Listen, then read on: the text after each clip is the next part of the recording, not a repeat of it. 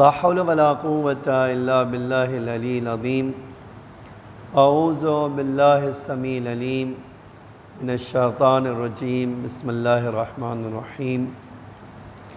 الحمد لله الذي لا يبلغ مدحته القائلون ولا يحصي نعماءه العادون ولا يودي حقه المجتهدون، الذي ليس لصفته حد محدود ولا نعت موجود ولا أجل ممدود، فطر الخلائق بقدرته ونشر الرياح برحمته ووتد بالصخور ميادان أرضه، ثم الصلاة والسلام والتحية والإكرام على بشير النذير والسراج المنير حبيب إله العالمين أبي القاسم المصطفى محمد. اللهم صل على محمد وعلى آله الطيبين الطاهرين المعصومين المظلومين الغر الميامين، لا سيما الإمام المبين بقية الله في الأرضين الحجة الثاني عشر الإمام المهدي المنتظر صلوات الله وسلامه عليه. أما بعد، فقد قال الله تعالى في محكم كتابه المجيد وفرقانه الحميد وقوله الحق. بسم الله الرحمن الرحيم. يا أيها الذين آمنوا لا تتخذوا آباءكم وإخوانكم أولياء إن استحبوا الكفر على الإيمان ومن يتولهم منكم فأولئك هم الظالمون. عزیزان گرامی، معزز اور محترم سامعین و ناظرین، جیسا کہ آپ مستحضر ہیں، ہمارا موضوع سورہ برات سے تعلق رکھتا ہے اور آج اس کا یہ 15واں سیشن ہے اور 15واں جلسہ ہے، اور ہم اس آیت تک پہنچ گئے تھے جو ہم نے بڑی تفصیل سے آپ کے سامنے پیش کیا کہ اللہ جو ہے کہتا ہے الذین آمنوا وہاجروا وجاہدوا فی سبیل اللہ، وہ لوگ جو ایمان لائے، ہجرت کیا، اللہ کی راہ میں جہاد کیا اپنے مال اور جان سے، اعظم درجۃ عند اللہ، اللہ کی نگاہوں میں بہت بڑا رتبہ رکھتے ہیں، واولئک هم الفائزون، اور حقیقت میں کامیاب ہونے والے لوگ یہی ہے۔ پھر کہا تھا یبشرہم ربہم برحمت منہ، اللہ انہیں ایسے لوگوں کو اپنی رحمت کی بشارت دیتا ہے، ورضوان، اور اللہ ان سے راضی ہے، وجنات لہم فیہا نعیم مقیم، اور اللہ نے انہیں اپنی جنت عطا کرے گا، اللہ دے گا وہ جنت جس میں نعمتیں ہی نعمتیں ہیں، اور یہ جنت کی نعمتیں کبھی ختم نہیں ہونے والی ہیں۔ یہ کل ہم نے آپ سے بات کر لی۔ آج جو آیت پڑھنا چاہتا ہوں وہ بہت اہم ٹاپک سے تعلق رکھتی ہے، وہ یہ یا ایھا الذین آمنوا لا تتخذوا آباءکم واخوانکم اولیاء ان استحبوا الکفر علی الایمان ومن یتولہم منکم فاولئک هم الظالمون۔ اے وہ لوگوں جو ایمان لائے ہو، اگر تمہارے ماں باپ اور تمہارے بھائی کفر کو ایمان پر ترجیح دیں، یعنی کوئی بیٹا مومن بن جائے، کوئی بیٹی مومن بن جائے، اور باپ اور بھائی کفر کی حالت پر باقی رہے، ٹھیک ہے، اب ایسی صورت میں اللہ کر دیتا ہے اب ایسی صورت میں ولایت ان کی قبول نہ کرو۔ جیسے ہی تم جو ہے صراط مستقیم پر آ گئے، جیسے ہی تم نے حق کو سمجھ لیا، جیسے ہی تم نے حقیقت کو سمجھ لیا اور دوسرے لوگ سمجھنے کو تیار نہیں ہیں، اب ان کی ولایت، ان کا حکم تم پر نہیں چلے گا، اب ان کا فیصلہ تمہارے اوپر نافذ نہیں ہوگا، اب وہ تمہارے اوپر سلطنت اور اپنی مرضی نہیں چلا سکتے۔ اور جو کوئی بھی، یہ بڑا عجب جملہ ہے، جو کوئی بھی ان کی دوستی اور ولایت کو مومن ہونے کے باوجود ایکسیپٹ کرے گا وہ ظالم بن جائے گا۔ دیکھیے یہ بہت غور اور فکر کرنے کی ضرورت ہے۔ اسلام آیا ہے اور ابھی بھی ہے اور آئندہ بھی رہے گا۔ آیا تھا انسانوں کو انسانیت سکھانے کے لیے۔ اسلام آیا تھا انسانوں کو حق کا راستہ بتانے کے لیے۔ اسلام آیا تھا انسانوں کو عدالت اور جو ہے انصاف سکھانے کے لیے۔ اب جب اللہ جو ہے اور اللہ کا دین چاہتا ہے، اللہ اور اللہ کا دین یہ چاہتا ہے کہ اس کے ساتھ انصاف کرو۔ اللہ چاہتا ہے کہ تم نیکی سے کوئی کام کرو، کوئی فساد اور ظلم کی بنا پر کام۔ اللہ چاہتا ہے ایک ایسا معاشرہ پیدا ہو، ایسا معاشرہ ڈیولپ ہو، وجود میں آئے، جہاں ہر ایک کو اس کا حق مل جائے، جہاں اس کی صلاحیتوں کے مطابق، اس کے گٹس کے مطابق اس کا حق اسے دے دیا جائے۔ جب اللہ اس طرح کی چیز چاہتا ہے تو ظاہر سی بات ہے، ایک راستہ خراب ہے، ایک راستہ اچھا ہے، اللہ کیوں کر اجازت دے گا خراب راستے پہ جاؤ؟ کبھی اجازت نہیں دے گا۔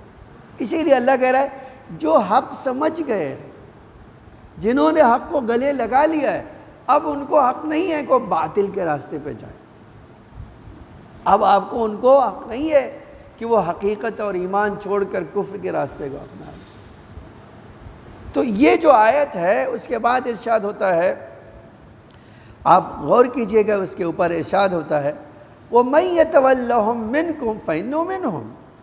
اب اگر کوئی جو ہے قرآن کے چیلنج کو، کفار کی ولایت کے بارے میں ایکسیپٹ نہیں کرتا ہے، جو کہ سورہ مائدہ کی ایک آیت ہے، وَمَن يَتَوَلَّهُم مِّنكُمْ فَإِنَّهُ مِنْهُمْ، جو ان کی ولایت کو قبول کر لے انہی میں سے ہو جائے گا۔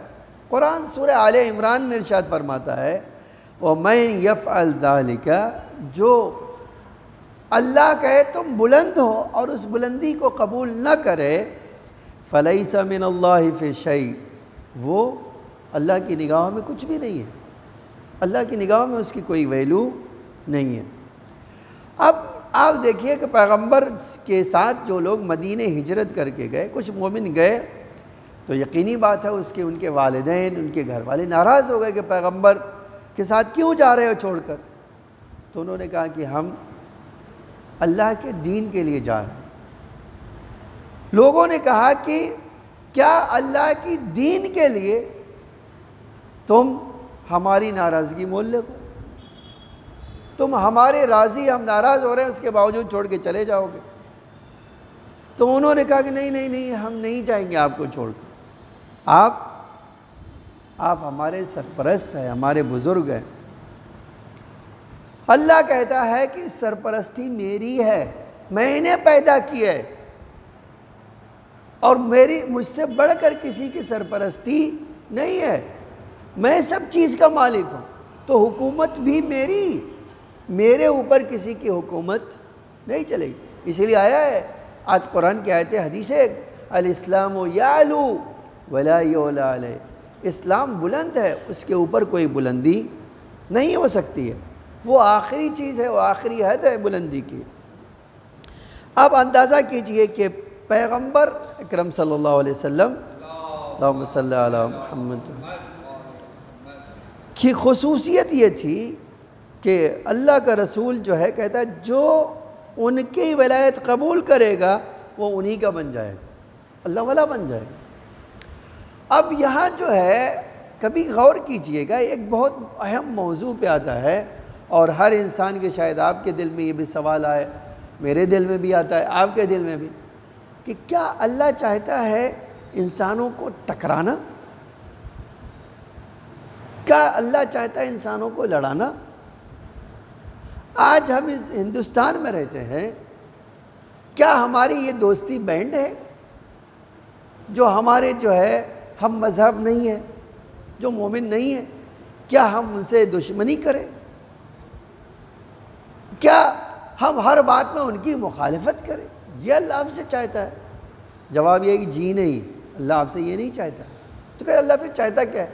اللہ چاہتا ہے کہ جب بھی اللہ اور بندے کا قانون ٹکرائے تو سپیریئر اللہ کی ذات ہے، اس کے آگے کسی کی چلنے والی نہیں ہے۔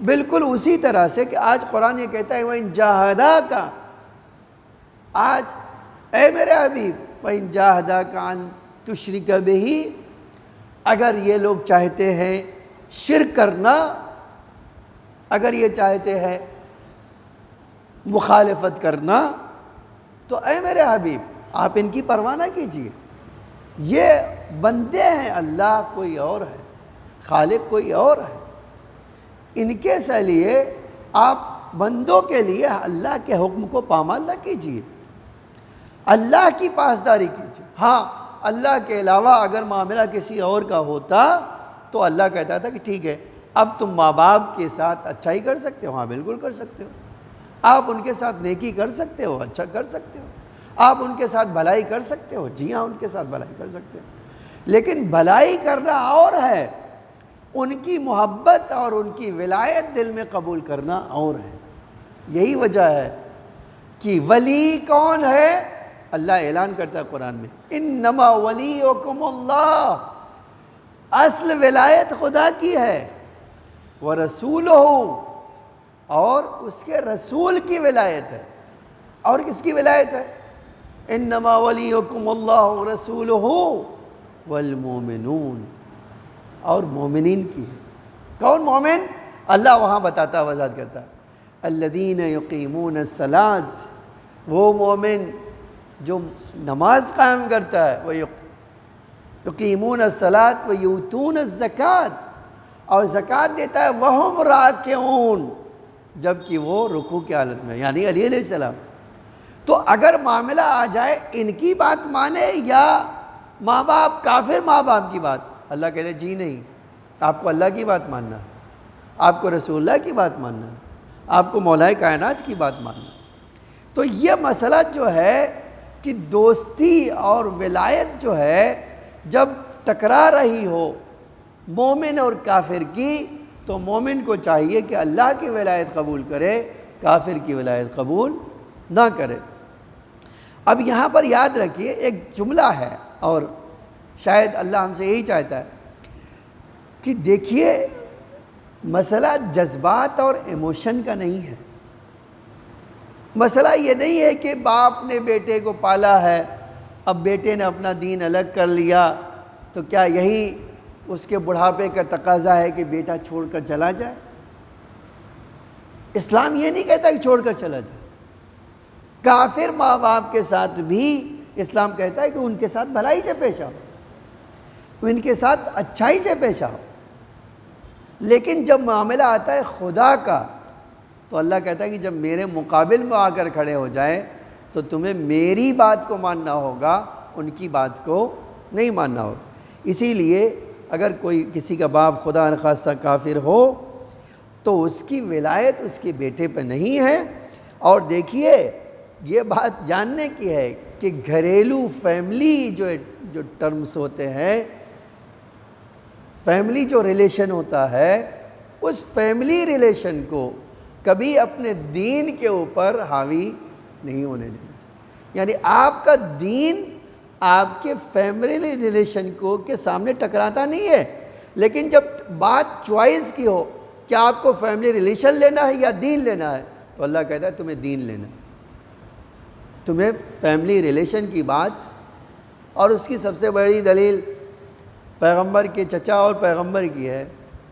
ایک طرف کافروں کے سردار، مشرکوں کے سردار پیغمبر کے چچا ہے، اور دوسری طرف کیا ہے؟ پیغمبر ہے۔ اور پیغمبر کا چچا کہہ رہا ہے، ابو جہل، ابو سفیان کہہ رہے ہیں اے ہمارے بھتیجے کچھ بھی چاہیے دے دیں گے، اللہ کو چھوڑ دو، آپ بت پرستی کرو۔ اللہ کا رسول کیا کہہ رہا ہے؟ اللہ کا رسول کہہ رہا ہے کہ اگر تمہاری طاقت ہوتی کہ تم چاند اور سورج بھی مجھے دے دیتے تو بھی میں اللہ کے پر ایمان کو ہرگز چھوڑنے والا نہیں تھا۔ آج دین ہم سے یہی تقاضا کرتا ہے کہ جب بات آئے فیملی ریلیشن اور اللہ کی تو تمہیں اللہ کو لے لینا ہے، فیملی ریلیشن کو چھوڑ دینا ہے. ٹھیک ہے. اب یہاں پر ایک سوال ہے اور آپ بھی سوچتے ہیں کیا صلہ رحم اسلام میں واجب نہیں ہے؟ بھی یقیناً واجب ہے. تو کیا اگر مسلمان باپ بیٹا ہو گیا تو اس کا صلہ رحم باپ سے ختم ہو جائے گا جبکہ باپ کافر ہو؟ جی نہیں، ہم یہ نہیں کہہ رہے. اسلام یہ نہیں کہہ رہا. اسلام کہہ رہا ہے کہ باپ کے ساتھ صلہ رحم کرنا ہے، ماں کے ساتھ اچھا سلوک کرنا ہے، لیکن جب بات آئے اللہ کے قانون اور باپ کے حکم کی تو اللہ کا قانون ماننا ہے، باپ کا قانون نہیں ماننا ہے. پھر ایک بات اور بھی بتانا چاہتا ہے، اللہ کہہ رہا ہے لا تتخذوا، یعنی ایموشن اپنے اوپر غالب نہیں آنے دینا. آج ایسا ہو سکتا ہے نا کہ اگر آپ نے صحیح راستہ چن لیا تو روکنے والے بہت سارے وہ لوگ ہو سکتے ہیں. شاید وہ آپ کی بیوی ہو، شاید وہ آپ کے بچے ہوں. آج تاریخ اسلام میں ایسا ہوا ہے.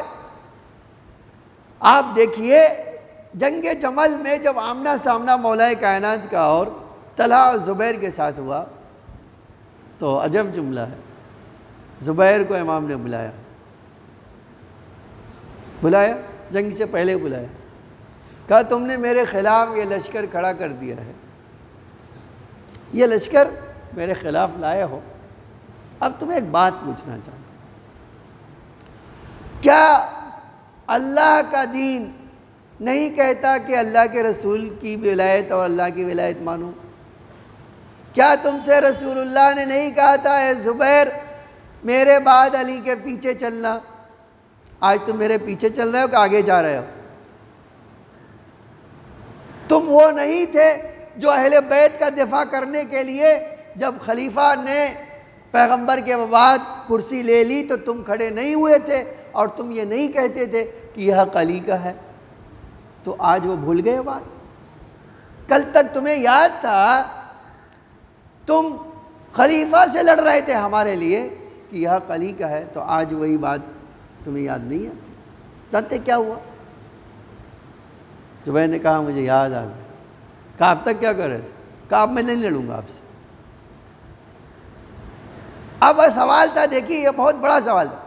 ایک طرف عبداللہ ابن زبیر تھا، یہی زبیر کا بیٹا، کہتا تھا نہیں ہمیں جنگ کرنا ہے. باپ کہہ رہا نہیں اب میں نہیں لڑوں گا. ٹکراؤ تھا یا نہیں؟ ایک طرف ولی خدا ہے اور ایک طرف کون ہے؟ اب جو ولی خدا کے مقابل میں آئے گا وہ تو مومن نہیں رہے گا نا. جو امام وقت سے لڑے گا وہ تو مومن نہیں رہے گا نا. تو بڑی آسانی سے آپ کہہ سکتے ہیں یا نہیں کہہ سکتے؟ جب ولی خدا کے مقابل میں امام نے سمجھایا زبیر کو تو زبیر جنگ چھوڑ کر چلے گئے. بیٹا اتنا ناراض ہوا کہ بعض کہتے ہیں کہ بیٹے نے ہی باپ کو مروا دیا. لیکن سوال تو وہی ہے نا اپنی جگہ. وہ ایموشن کے لیے بلیک میل نہیں ہوا. اس نے کہا نہیں میں سمجھ گیا ہوں حق یہ ہے تو اب میرے راستے میں کوئی رکاوٹ نہیں ہے. لیکن رکاوٹ بنتی ہے نہیں بنتی ہے؟ آپ دیکھیے یہ کتنی بڑی رکاوٹ تھی، لیکن ہر آدمی کے بس کی بات نہیں ہے کہ وہ رکاوٹ پار کر دے. اگرچہ یہ جملہ کہنا چاہتا ہوں، اللہ امام کو جب پتہ چلا کہ زبیر قتل کر دیے تو بہت افسوس کیا، لیکن امام نے وہیں ایک جملہ بھی کہا کہ زبیر ہم اہل بیت کے چاہنے والوں میں سے تھے جب تک کہ ان کی اولاد بڑی نہیں ہو گئی. جب ان کی اولاد جوان ہو گئی تو انہوں نے اپنے باپ کو اہل بیت کی دوستی سے دور کر دیا. یہ دلیل ہے کہ اللہ قرآن میں یہ آیت میں جو کہہ رہا ہے نا کہ اے ایمان لانے والو، ایموشن میں نہیں کہیں بلیک میل ہو جانا، کہیں جذبات میں آ کر دین کا سودا نہیں کر لینا. اور شاید سودا کرانے والی تمہاری اولاد ہو، تمہارے ماں باپ، تمہاری بیوی ہو، تو تم اس کے لیے دین کا سودا نہیں کر لینا. اور یہی بات ہے. آپ دیکھیے کوئی قریبی سے قریبی ریلیشن بھی ہو، اللہ کہہ رہا ہے جی نہیں. اللہ کی حکومت سپیریئر ہے، اللہ کا حکم سب سے آگے ہے۔ خوب، اور اگر آپ نے وہ کام نہیں کیا تو کیا ہوگا؟ نتیجہ یہ ہوگا کہ پھر آپ ظالم ہو جائیں گے۔ اگر آپ نے ایموشن کے ساتھ بہہ گئے، جذبات کے ساتھ بہہ گئے اور جذبات میں آ کر اپنے خدا کو پامال کر دیا، خدا کے حکم کو پامال کر دیا، رسول اللہ کا خیال نہیں رکھا، اہل بیت کا خیال نہیں رکھا، تو پھر یہ امید نہیں رکھنا کہ تم نے اپنے نفس پر ظلم نہیں کیا ہے، تم نے اپنے راستے کو نہیں چھوڑ دیا ہے، نہیں، تم نے اللہ کے راستے کو چھوڑ دیا۔ اس لیے کہ ایمان، جب ہم کہتے ہیں اشہد ان لا الہ الا اللہ، تو اس کا مطلب یہ ہے کہ اللہ کے سامنے کوئی طاقت نہیں ہے۔ جب ہم یہ کہتے ہیں اشہد ان محمد رسول اللہ، تو مسئلہ یہ ہے کہ اب رسول اللہ کے سامنے کوئی اور نہیں آئے گا۔ جب ہم کہتے ہیں اشہد ان امیر المومنین، تو اس کا مطلب ہے کہ امام زمانہ کا جب معاملہ آئے گا تو ان کے سامنے کوئی نہیں ٹک سکتا ہے۔ آج ایک بڑی پریشانی ہمارے وجود میں اس طرح کی محبت اور اس طرح کی ولایت کی کمی ہے۔ آج ہم نے کیا کیا ہے، جب ٹکراؤ ہوتا ہے ہماری اولاد اور امام زمانہ میں، تو ہم بھلے نہ کہتے ہوں کہ مولا آپ کے ساتھ ہم ہیں، آپ کے ساتھ ہے، نہ کہیں، لیکن ہوتے کس کے ساتھ ہیں؟ اولاد کے ساتھ ہوتے کس کے ساتھ ہیں؟ گھر والوں کے ساتھ ہوتے کس کے ساتھ ہیں؟ سوسائٹی کے ساتھ ہوتے کس کے ساتھ ہیں؟ دوستوں کے ساتھ، ریلیشن والوں کے ساتھ۔ تو اللہ کیا کہتا ہے، اگر تم ایسا کام کرو گے تو تم ظالم ہو۔ پھر یہ نہیں کہنا کہ میرا ایمان سپیریئر ہے، تمہارا ایمان اب سپیریئر نہیں رہ گیا، تمہارے ایمان میں کمی ہے۔ اسی لیے واقعاً وہ جملے کی قدر کیجئے جس جملے میں ایک بات پائی جاتی ہے، میں اس کی طرف اشارہ کرنا چاہتا ہوں کہ اب جب جنگ بدر ہوئی، جنگ احد ہوئی اور دوسری جنگیں ہوئی جو اسلام میں، تو مولا علیہ السلام فرماتے ہیں کہ جنگ بدر میں ایسا بھی اور دوسری جنگوں میں ایسا بھی ہوا ہے، ایک طرف باپ کھڑا ہے اور دوسری طرف بیٹا کھڑا ہے، لیکن اللہ کے رسول کی محبت ہمارے دلوں میں اتنی تھی، اللہ کی محبت اتنی تھی کہ جب ہم تلوار چلاتے تھے تو یہ نہیں دیکھتے تھے کہ ہمارے سامنے کون ہے۔ اس لیے ہمارا ایمان سپیریئر تھا، ہمیں اپنے جذبات کا کوئی مسئلہ نہیں تھا۔ ایسا نہیں کہ ہمیں دکھ نہیں ہوتا، دکھ ہونا الگ بات ہے۔ یہ افسوس تو انسان کو ہوگا کہ میرا باپ صحیح راستے پہ نہیں ہے۔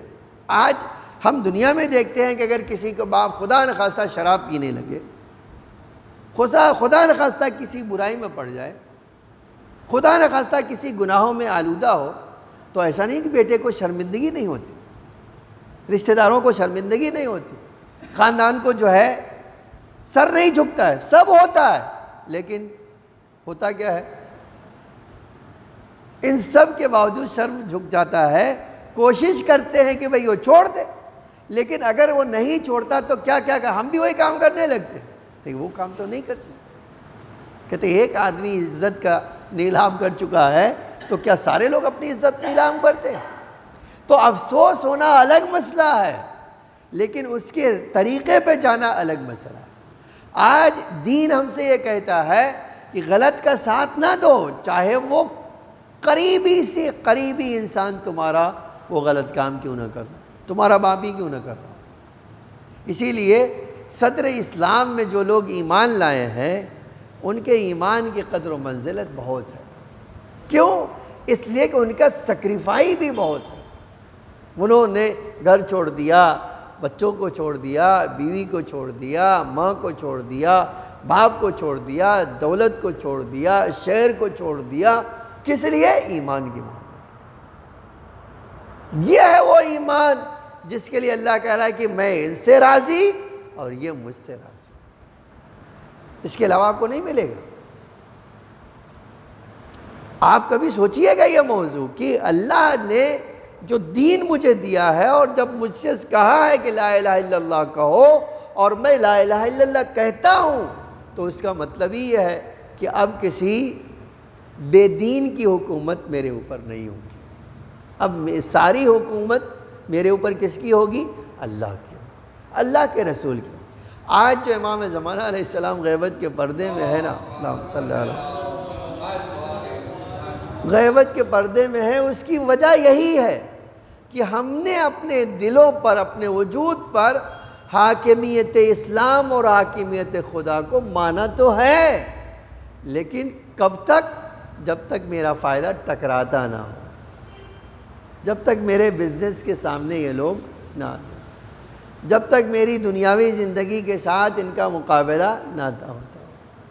لیکن جیسے ہی دنیاوی معاملات کا سامنا ہوگا، ہم کہیں گے مولا ٹھیک ہے تمہیں مانتے ہیں، لیکن ابھی ان کی طرف چلے جاتے ہیں۔ یہ جو چیز ہے نا، اللہ قرآن میں کہتے ہیں جی نہیں، یہ ایکسیپٹ نہیں ہے۔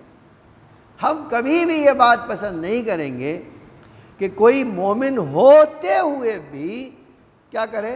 اللہ کے علاوہ کسی کی حاکمیت کو مانے، کہ اللہ کسی اور کے دروازے پہ کھڑا نظر آئے، یہ نہیں ہو سکتا ہے۔ خوب، اب یہیں سے ایک اہم موضوع کی طرف لے جانا چاہتا ہوں، لیکن اس وقت چونکہ وقت ہو گیا ہے، اس لیے آج اسی پر روکتا ہوں۔ انشاءاللہ نیکسٹ جلسے میں ہم بات کریں گے کہ اگر اسلام چاہتا ہے حکومت سے اللہ ہو، اللہ کی حکومت ہو، تو کیا کسی غیر مسلم سے ریلیشن رکھنا اسلام کی نگاہوں میں بینڈ ہے؟ کیا ان کے ساتھ بزنس کرنا بینڈ ہے؟ کیا ان کے ساتھ بھلائی کرنا، اگر وہ پریشان ہے تو مدد کرنا بینڈ ہے؟ صدقہ دینا بینڈ ہے؟ انصاف کرنا بینڈ ہے؟ ان کی امانت ہڑپ کر لینا یہ جائز ہے؟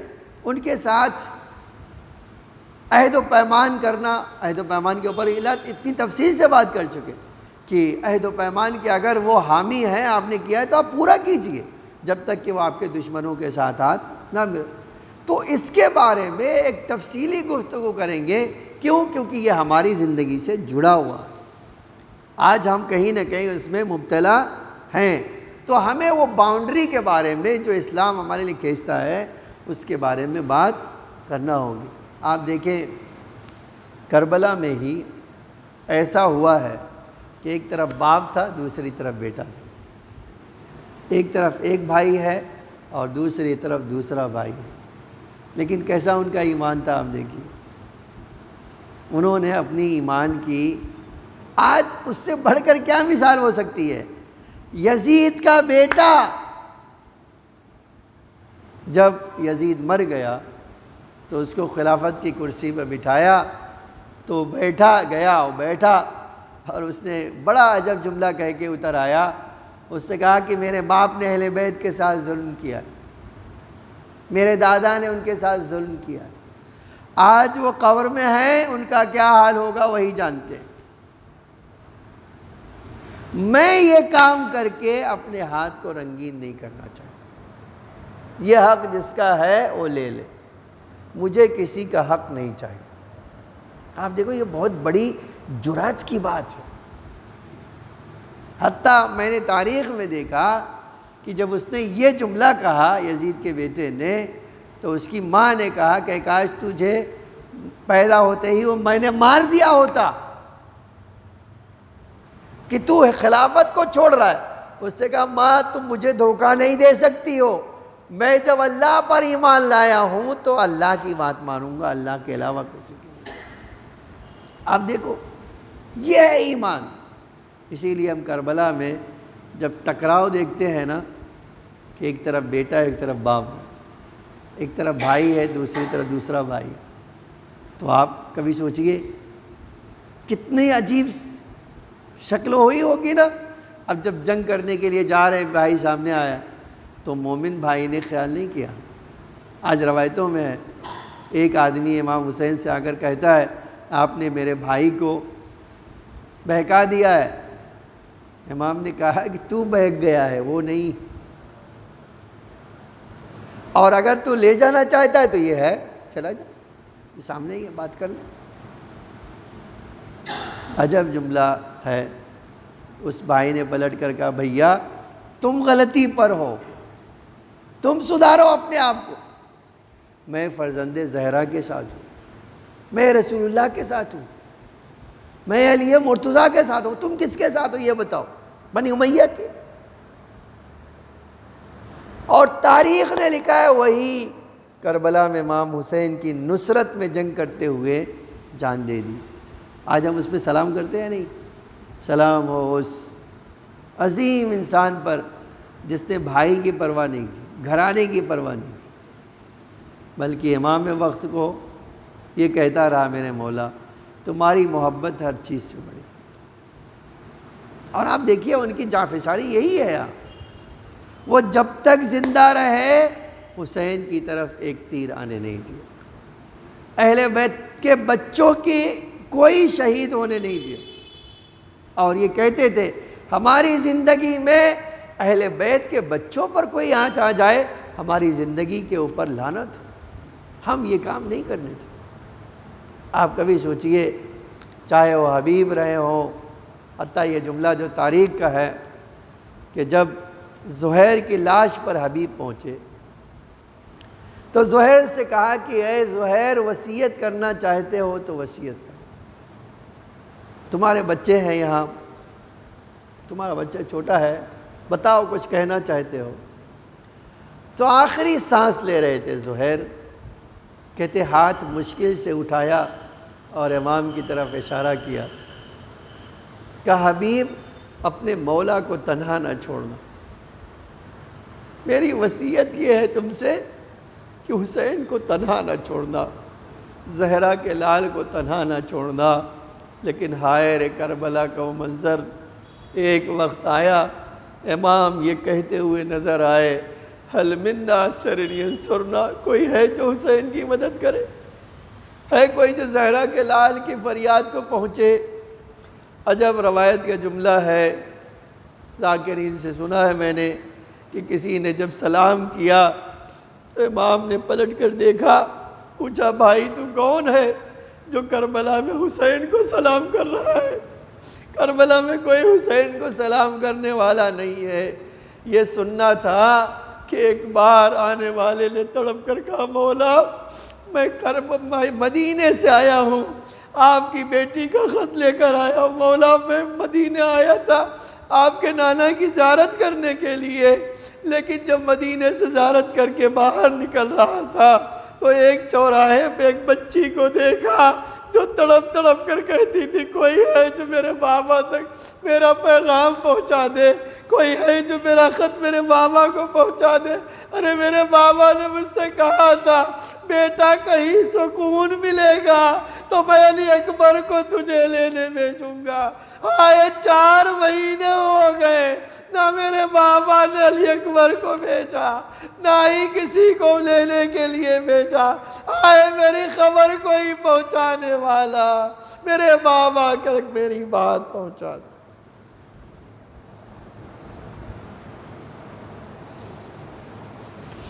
الا لعنت اللہ علی القوم الظالمین، سیعلم الذین ظلموا ای منقلب ینقلبون۔ الہی بحق زہرا وابیہا وبعلہا وبنیہا وسر المستودع فیہا بعدد ما حاط بہ علمک۔ اے اللہ ہماری اس مختصر سی عبادت کو قبول فرما۔ اے اللہ ہمارے مولا ہمارے آقا کے ظہور میں تعجیل فرما، زمین کو آقا کے ظہور کے لیے آمادہ فرما۔ اے اللہ ہم حاجت مند ہیں، محمد اور آل محمد کے صدقے میں ہماری حاجتوں کو پورا فرما، ہم سب کے رزق حلال میں برکت عطا فرما، مومنین جہاں بھی ہوں ان کی جان و مال عزت آبرو کی حفاظت فرما۔ اے اللہ ہمیں نور آل محمد سے مزین فرما، تمام آفات و بلیات سے مومنین کی حفاظت فرما، جو بیمار ہیں انہیں شفاء عاجل و کامل عطا فرما، ہماری اموات پر اپنی رحمت و مغفرت نازل فرما، ان کے درجات کو بلند سے بلند تر فرما۔ اے اللہ دشمنان اسلام دشمنان ایمان کی سازشوں کو ناکام فرما، مومنین کی حفاظت فرما۔ اے اللہ ان کا حق انہیں جلد از جلد واپس فرما، ظالموں کو نیست و نابود فرما۔ اے اللہ ہمارے بچوں، ہماری عورتوں، ہمارے ضعیفوں پر رحم فرما۔ اے اللہ ان کے گناہوں کو معاف فرما، ماہ مبارک میں انہیں نیک اعمال کی توفیق عطا فرما۔ اے اللہ ہمیں حج و زیارت کی توفیق عطا فرما، اس دنیا میں محبت اہل بیت اور آخرت میں شفاعت اہل بیت نصیب فرما۔ ربنا تقبل منا